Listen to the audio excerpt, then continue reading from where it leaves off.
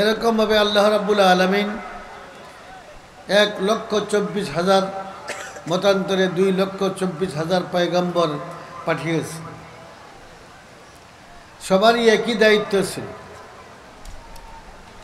মৌলিক বিষয় হলো তিনটা। একটা হলো আল্লাহ পাকের একত্বের প্রচার করা, যে আল্লাহ এক, ইবাদতের উপযুক্ত এবং উপাস্য একমাত্র আল্লাহ। কোনো দেবদেবী, কোনো গাছ, সূর্য, চন্দ্র, গ্রহ, নক্ষত্র এটা ইবাদত করার উপযুক্ত নয়। উপাসনা এবং ইবাদতের উপযুক্ত একমাত্র আল্লাহ। এই বাণী হযরত আদম আলাইহিস সালামও শিক্ষা দিয়েছেন। সব নবী এবং সর্বশেষ নবী আমাদের পেয়ারা নবী মুহাম্মদুর রাসূলুল্লাহ সাল্লাল্লাহু আলাইহি ওয়াসাল্লাম, তিনিও এটাই শিক্ষা দিয়েছেন। বলেছেন লা ইলাহা ইল্লাল্লাহু মুহাম্মাদুর রাসূলুল্লাহ সাল্লাল্লাহু আলাইহি ওয়াসাল্লাম। সব নবী এই শিক্ষা দিয়েছেন। হযরত আদম আলাইহিস সালাতু ওয়াস সালাম তিনিও এই কালিমা শিক্ষা দিয়েছেন। এরপর তার বংশধরদের মধ্য থেকে অসংখ্য নবী এবং লক্ষ লক্ষ নবী আল্লাহ পাক পাঠিয়েছেন মানুষের হেদায়েতের জন্য, মানুষকে কুফর শিরিক থেকে বাঁচানোর জন্য, বেদাত থেকে বাঁচানোর জন্য লক্ষ লক্ষ নবী আল্লাহ পাক পাঠিয়েছেন।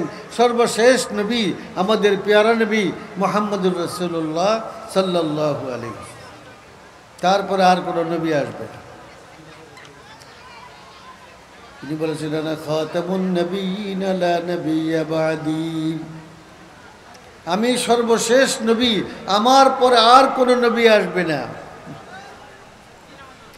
তিনি আরো বলেছেন সায়াকুনু বা'দি দাজ্জালুনা কাযযাবুনা সালাসুন কুল্লুহুম ইয়াজআমু আন্নাহু নবিয়্য, আমার পরেও সেই বড় দাজ্জাল, কানা দাজ্জাল আসার আগে আমার উম্মতের মধ্যে 30 জন দাজ্জাল আসবে। প্রত্যেকেই দাবি করবে আমি নবী। যেমন গোলাম আহমদ কাদিয়ানি, সেও নবী দাবি করেছে। কাজেই আল্লাহর নবীর পরে যারাই নবী দাবি করবে, আল্লাহ নবী সাল্লাল্লাহু আলাইহি ওয়াসাল্লাম বলেছেন এটাই আলামত হয় 30 দাজ্জালের একজন।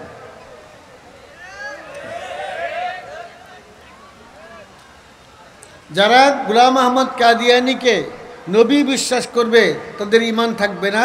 সারা পৃথিবীর সমস্ত আলেম এই বিষয়ে একমত, এর মধ্যে সামান্য কোনো মতবিরোধ নেই।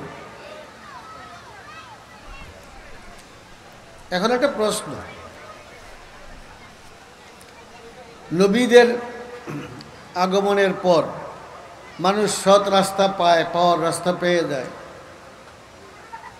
সৎ রাস্তা পাওয়ার উপায় পেয়ে যায়, কিন্তু আমাদের প্রিয় নবী সাল্লাল্লাহু আলাইহি ওয়াসাল্লাম তিনি তো সর্বশেষ নবী। ইতিমধ্যেই প্রায় ১৫০০ বছর পার হয়ে গেছে।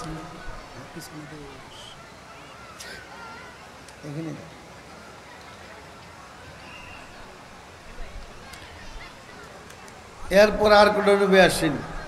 তাহলে দ্বীনের হেফাজত এবং মানুষকে কুফর শিরিক সহ সমস্ত অন্যায় কাজ থেকে ফেরাবা এবং তাদেরকে তাওহীদের পথে, রিসালাতের পথে এবং পরকালের বিশ্বাসের পথে আনার দায়িত্ব কে নেবে? বুখারী শরীফ সহ সব হাদিসের কিতাবে আছে, রাসূল পাক সাল্লাল্লাহু আলাইহি ওয়াসাল্লাম বলেছেন আল উলামা ওয়ারাসাতুল আম্বিয়া, আলেমরাই হবেন তারা নায়েবে নবী, নবীর দায়িত্ব তারা পালন করবেন। বলেন আলহামদুলিল্লাহ। আজকে পৃথিবীর সারা পৃথিবীতে, আমাদের বাংলাদেশেও অসংখ্য আলেম উলামা বিদ্যমান আছেন এবং অনেক উলামা বুজুর্গানে দিন তারা আমাদের থেকে অতিক্রান্ত হয়েছেন, বিদায় নিয়েছেন। তারাও এই দায়িত্ব পালন করেছে, মানুষকে তাওহীদ শিক্ষা দেওয়া, শিরিক কুফর থেকে নাস্তিক্যবাদ থেকে মানুষকে ফিরানো এবং আল্লাহ ও রসুলের আনুগত্য বজায় রাখার জন্য তারাও জীবনভর এই চেষ্টা করেছেন। বর্তমান জামানায় যত আলেম উলামা আছেন তারাও এই দায়িত্বই পালন করে এবং এই যে মাদ্রাসা দারুন নাজাত সহ বাংলাদেশে লক্ষ লক্ষ দ্বীনি প্রতিষ্ঠান, এইসব প্রতিষ্ঠানের গুরুত্ব আমরা বুঝি না। আমরা বুঝি যেখানে পড়াশোনা করলে চাকরি বাকরি পাওয়া যায়, ওই পড়াশোনাটাকেই আমরা সবচেয়ে গুরুত্বপূর্ণ মনে করি, ওটাকে দামি মনে করি। কিছুদিন আগেও আমার ছোট সময় অনেক সমালোচনা আমরা শুনেছি, কত কথা। এগুলি ভিক্ষার মাদ্রাসা, এখানে ভিক্ষুক তৈরি হয়, এই ধরনের কথা মানুষকে অনুৎসাহিত করার জন্য এই প্রতিষ্ঠানে কেউ যেন ভর্তি না হয়, পড়াশোনা না করে, এই ধরনের সমালোচনার কোনো অভাব ছিল না। কিন্তু আলহামদুলিল্লাহ এই সমালোচনা অনেক কমেছে, কারণ মানুষ এই কওমি মাদ্রাসার গুরুত্ব বুঝতে পেরেছে। যারা এখানে পড়াশোনা করে, যারা এখানে পড়ায়, তারা কিন্তু জাগতিক উদ্দেশ্যে পড়ে না, জাগতিক উদ্দেশ্যে পড়ায়ও না। এখানে তারা পড়ায় আল্লাহকে পাওয়ার জন্য এবং নায়েবে নবী, খাঁটি নায়েবে নবী তৈরি করার জন্য। যেভাবে নবীগণ মানুষকে সৎ রাস্তা দেখিয়েছেন, হেদায়েতের পথ দেখিয়েছেন, তারাও এই কাজই করে। এই আজকের এই মাহফিলে উলামায়ে কেরাম যত বয়ান করবেন, ইতিমধ্যে বয়ান করেছেন, কোনো আলেম অসৎ পরামর্শ কাউকে দেয় না। কি বলেন? কোনোদিন অসৎ পরামর্শ দেয় না, তবে অসৎ কাজ থেকে ফিরে আসার দাওয়াত দেওয়া থাকে, যে অন্যায় কাজ থেকে আমরা বিরত থাকি। সবচেয়ে মারাত্মক অন্যায় হলো ভাই কুফর, শিরক। শিরক অমার্জনীয় অপরাধ। আল্লাহ রাব্বুল আলামিন বলেছেন, ওয়া মান ইউশরিক বিল্লাহি ফাকাদ হারামাল্লাহু আলাইহিল জান্নাহ। যারা শিরক করবে, আল্লাহ ছাড়া অন্য কারো উপাসনা করবে, ইবাদত করবে, তার জন্য আল্লাহ রাব্বুল আলামিন জান্নাতকে হারাম করে দিয়েছেন। এরা কোথায় থাকবে? বলছেন মাওয়াহুন নার, তাদের চিরস্থায়ী ঠিকানা হবে জাহান্নাম। আল্লাহ পাক তার পবিত্র কালামে বলেছে, যেই কালামে বিন্দুমাত্র সন্দেহ নেই। এই কালামের শুরুতেই আল্লাহ পাক বলেছেন, যালিকাল কিতাবু লা রাইবা ফি, এমন একটা গ্রন্থ যেই গ্রন্থে কোনো সন্দেহ নেই। আল্লাহ পাক বলেছেন, ইন্নাল্লাহা লা ইয়াগফিরু আন ইউশরাকা বিহি ওয়া ইয়াগফিরু মা দুনা যালিকা লিমান ইয়াশা।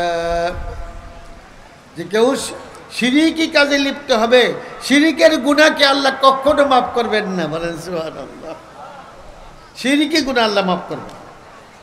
এই জন্য শিরক থেকে আমরা দূরে থাকব। অনেক লোক আছে মুসলমান নামের লোক, তারা দেখা যায় মানুষের পায়ে সিজদা করে, পীর সাহেবের পায়ে সিজদা করে। আমি নিজেও দেখছি, ঢাকা থাকতে একজন পীর সাহেবের কাছে গেলাম দেখা করতে, দেখলাম যে তার মুরিদরা এসে সমানে পাওয়া সিজদা করতেছে। নাউযুবিল্লাহি মিন যালিক।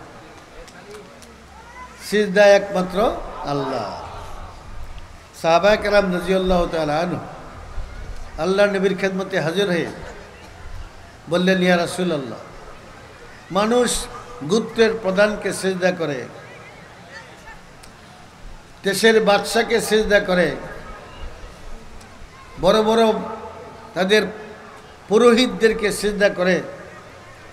আপনি দু জাহানের সর্দার, আপনি দু জাহানের বাদশা, আপনি অনুমতি দেন আমরা আপনার মুবারক কদমে সিজদা করব।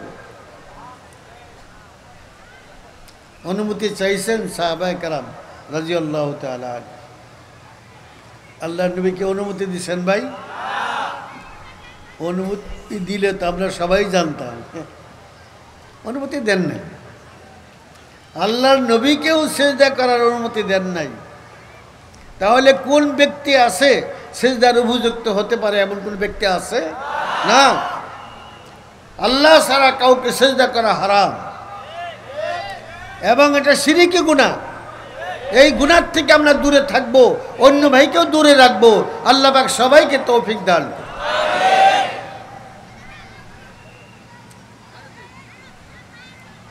বলেছেন ইন্নাল্লাহা লা ইয়াগফিরু আন ইউশরাকা বিহি, আল্লাহ পাক শিরকের গুনাহ মাফ করবেন না। আল্লাহ ছাড়া কাউকে সিজদা করা শিরক। এই শিরক থেকে আমরা সবাই দূরে থাকব। প্রিয় ভাইরা আমার,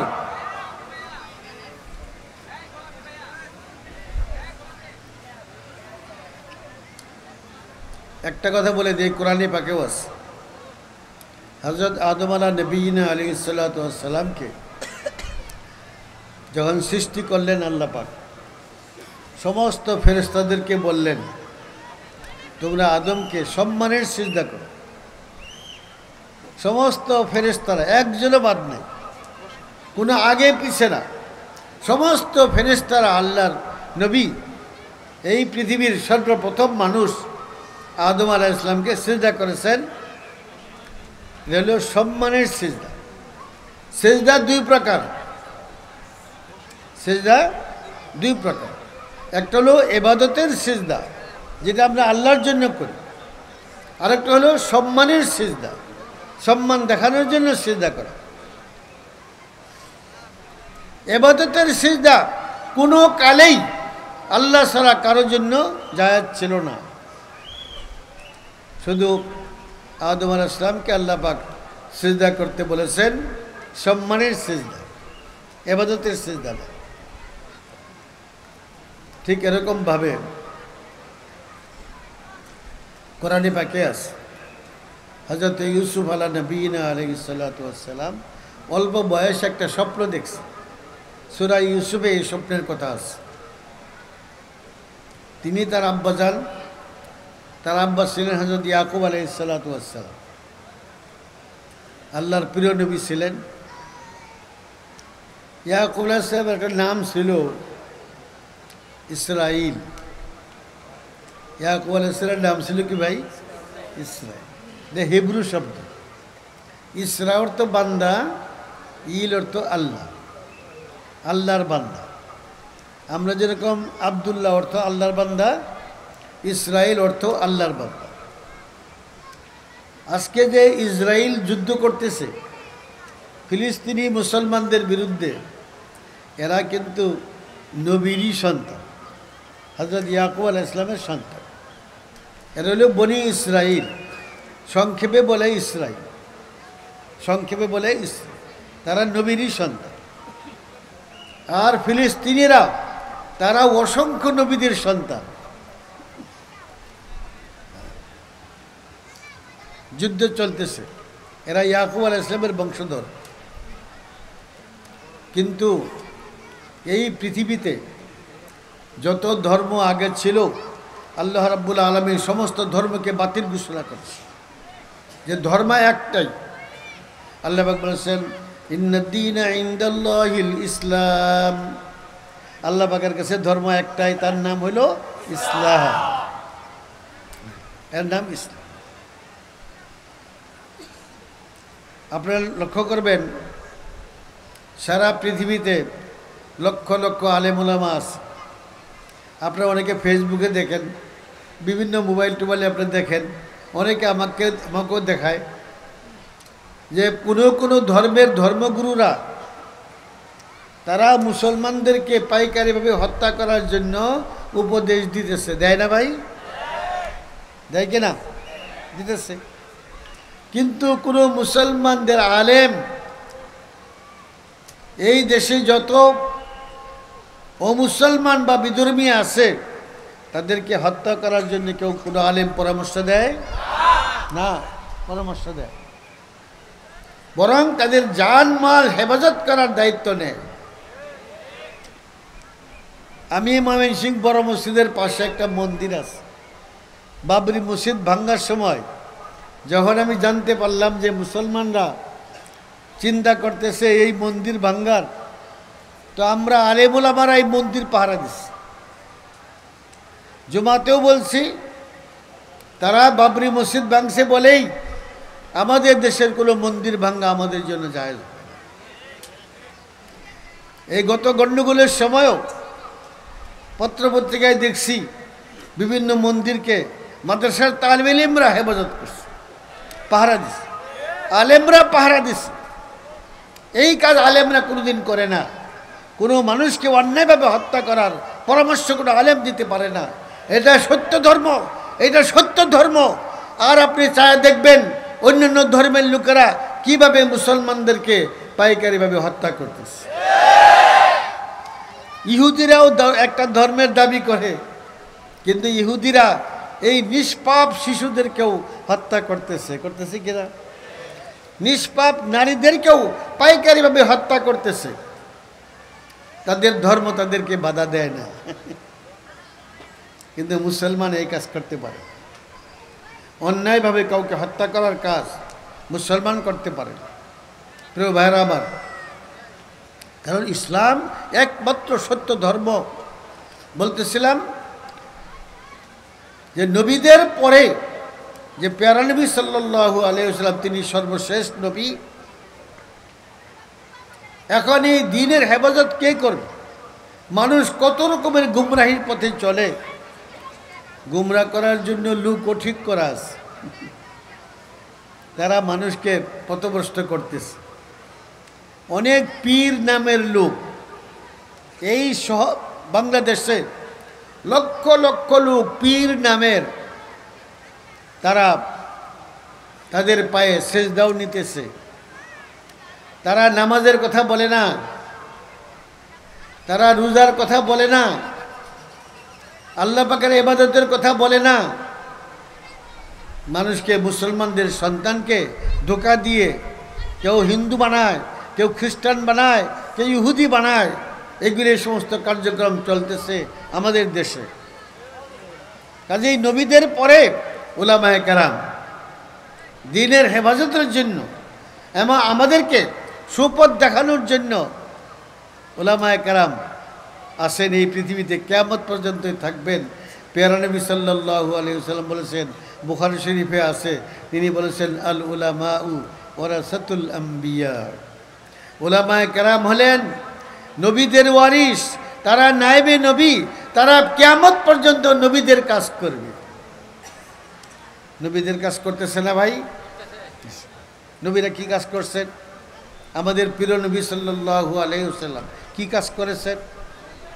ইয়াতলু আলাইহিম আয়াতি। এক নম্বর, উলামায়ে কেরাম মানুষকে কোরআন শিক্ষা দেন। কি বলেন? যত মাদ্রাসা আছে সমস্ত মাদ্রাসায় কোরআন শিক্ষা দেওয়া হয়, ঠিক কিনা বলেন? সব মাদ্রাসায় কোরআন শিক্ষা দেওয়া হয়, সহি শুদ্ধভাবে কোরআন শিক্ষা দেওয়া হয়। ওয়ায়ুযাক্কিহিম, এবং তাদেরকে পবিত্র রাখার চেষ্টা করে। কিসের থেকে? শিরিক থেকে, কুফর থেকে, এবং বেদাত থেকে, অন্যায় কাজ থেকে, অহংকার থেকে, হিংসা বিদ্বেষ থেকে, লোভ লালসা থেকে মানুষকে ফেরানোর চেষ্টা করে। কাজে আমরা অহংকার করব না। কি বলেন? অহংকার করব না, হিংসা করব না, কারো প্রতি আমরা হিংসা করব না, এবং অবৈধ লোভ লালসা করব না। সম্পদের লোভ, অন্যায়ভাবে অবৈধ সম্পদের লোভ লালসা এবং পদের লোভ লালসা থেকে আমরা দূরে থাকব। নায়েবে নবীদের কাজ, নবীদের যে কাজ, নায়েবে নবীদের একই কাজ। তারা এই কাজ করতেছেন, মানুষকে অন্যায় কাজ থেকে দূরে থাকার পরামর্শ দিতেছেন। সারা দেশে ওয়াজ মাহফিল হয়।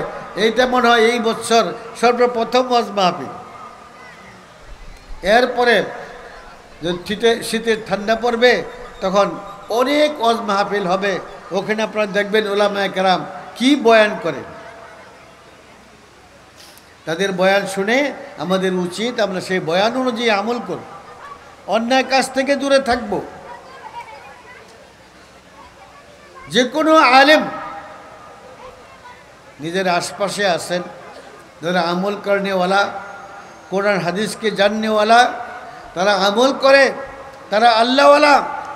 যে কোনো একজন আলেমকে নিজের মুরব্বী বানিয়ে জিজ্ঞাসা করে পথ চলতে হবে, কারণ তারাই নায়েবে নবী। আল্লাহ পাক বলেছেন, ওয়াকালু লাউ কুন্না নাসমাউ আও নাকিল মা কুন্না ফি আসহাবিস সাঈর। দুজকবাসীরা আফসোস করে বলবে, দুজকবাসীরা আফসোস করে বলবে, ওটাই আল্লাহ পাক তার কালামে উল্লেখ করেছে। ওয়াকালু, তারা বলবে, দুজকবাসীরা বলবে, লাউ কুন্না নাসমাউ, যদি আমরা নবীদের বর্তমানে নবীদের কথা শুনতাম আর মানতাম, নবীদের অবর্তমানে নায়েবে নবীদের কথা শুনতাম এবং মানতাম, আও নাকিল, অথবা নিজেরাই চেষ্টা করে দিন শিক্ষা করে আমল করতাম, মা কুন্না ফি আসহাবিস সাঈর, আজকে আমরা দুজকের বাসিন্দা হতাম না। তাহলে দিন শিখে আমল করা, এটা হইল দুজক থেকে বাঁচার রাস্তা। ঠিক এরকমভাবে নবীদের বর্তমানে নবীদের কথা মেনে চলা, তাদের কথা মতো আমল করা, এটাই ছিল দুজক থেকে বাঁচার রাস্তা। নবীদের পরে যারা নায়েবে নবী হবেন তাদের কথা মেনে চলা, তারা যখন কোরআন হাদিসের কথা বলেন এইগুলি মেনে চলা এবং সে অনুযায়ী আমল করা, এটা আমাদের কর্তব্য। দুজক থেকে বাঁচার একটাই মাত্র রাস্তা। তা না হয় একদিন আফসোস করতে হবে, সে আফসোসটা হবে ব্যর্থ, কোনো কাজে লাগবে না সে আফসোস। কাজে আমাদের একটা বিষয় আমি আপনাদেরকে বলে দেই, আমরা যারা এখানে উপস্থিত আছি, কেউ দাঁড়িয়ে আছি, কেউ বিভিন্ন কথাবার্তা বলতেছি, আমরা একটা আমল সবাই করার চেষ্টা করব, মৃত্যু পর্যন্ত 5 ওয়াক্ত নামাজ। কি বলেন? মৃত্যু পর্যন্ত 5 ওয়াক্ত নামাজ জামাতের সাথে পড়ার চেষ্টা করব। কে কে এটা হাত তুলে দেখানো? আলহামদুলিল্লাহ। আল্লাহ তুমি তৌফিক দান করো। আল্লাহ মুসলমান ভাইদেরকে 5 ওয়াক্ত নামাজ জামাতের সাথে পড়ার তৌফিক দান করো। এখানে ছোটো বাচ্চারাও হাত তুলছে, তোমরাও এই ছোটোবেলা থেকেই দিনের উপর আমল করবে, আল্লাহর পথে চলবে। প্যারা নবী সাল্লাল্লাহু আলাইহি ওয়াসাল্লাম বলেছেন, বুখারী শরীফের একটা হাদিস বলেছেন, আল্লাহ পাক কিয়ামতের দিন 7 প্রকার মানুষকে আরশে আজিমের ছায়া দান করবে। কয় প্রকার মানুষ ভাই? 7 প্রকার মানুষকে।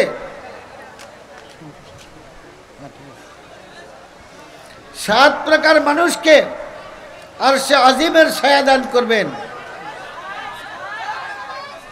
আমরা কি ভাই আরশে আজিমের ছায়ায় থাকতে চাই না ভাই? সেদিন আরশে আজিমের ছায়া ছাড়া আর কোনো ছায়া থাকবে না। 1 নম্বর হলো ন্যায় বিচারক বাদশাহ। দেশের যে বাদশাহ হবে, যে ন্যায় বিচারক যদি হয়, ন্যায় নীতি চালু করে, নিজেও ন্যায় নীতির উপর চলে এবং সারা দেশে ন্যায় নীতি বাস্তবায়িত করে, এই বাদশাকেও আল্লাহ পাক আরশে আজিমের ছায়া দান করবে। আরেক হলো যৌবনকালের শুরু থেকেই আল্লাহর পথে চলা।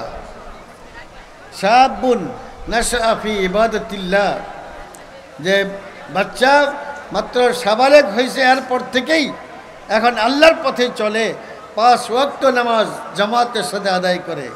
রমজান মাসে রোজা রাখা রাজি আছে না ভাই? সবাই রোজা রাখবো, নিজেও নামাজ পড়বো, অন্যকেও নামাজের দাওয়াত দেব। কি বলে? আমাদের প্রত্যেকের নিয়ত থাকবে যে আমরা এই অন্তত কোনাবাড়ি এলাকায় কেউ যেন মুসলমান বেনামাজি না থাকে। আমরা চেষ্টা করব, সবাই চেষ্টা করলে সহজ হবে। আর আপনি একা চেষ্টা করেন তাহলে অনেক কষ্ট হবে, এটা অসম্ভবের কাছাকাছি।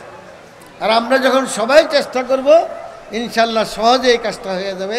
আর আমি যেটা চাই সেটা হলো শুধু বাংলাদেশ না, সারা পৃথিবীর মুসলমান তারা সবাই যেন 5 ওয়াক্ত নামাজ জামাতের সাথে পড়তে পারে, এটা আমি চাই এবং এটা আমি চেষ্টাও করি।